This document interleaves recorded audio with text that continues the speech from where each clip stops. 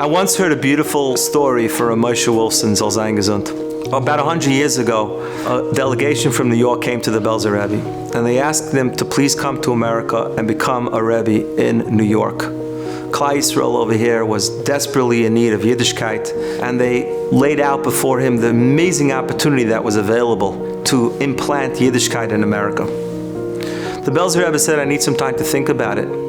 And he came back to them a few days later and he said, as much as I would want to do it, I cannot. The reason is, he said, is that the soil of Europe is saturated with Mesiras Nefesh.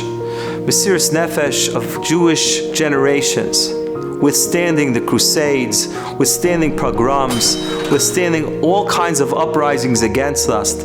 And in that, we still maintained our Yiddishkeit.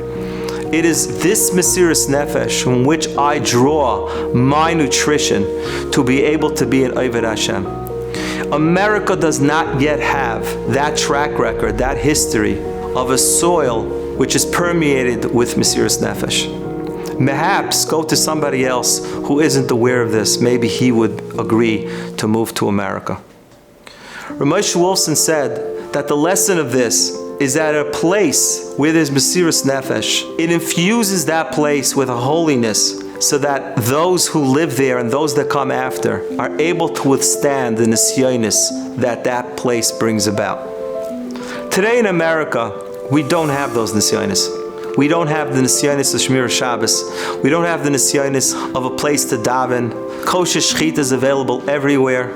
Baruch Hashem, Klal Yisrael has yeshivas, bata midrashim, and we are able to practice Yiddishkeit openly and freely. Moshe Wilson says, but we do have a tremendous nisayon of this generation, a nisayon which we yet have to demonstrate, which we yet have to inculcate the soil and the air of this country with, and that's the nisayon of Shmiras Einayim. It's the nisayon of what we see every single day before us. In his words, more forbidden sights arrive in one day's mail than our forefathers saw in their entire lifetime. It is our job, this generation, to stand up with Mesiras Nefesh. What we're doing, we're not just doing for ourselves, we're doing for our children and grandchildren.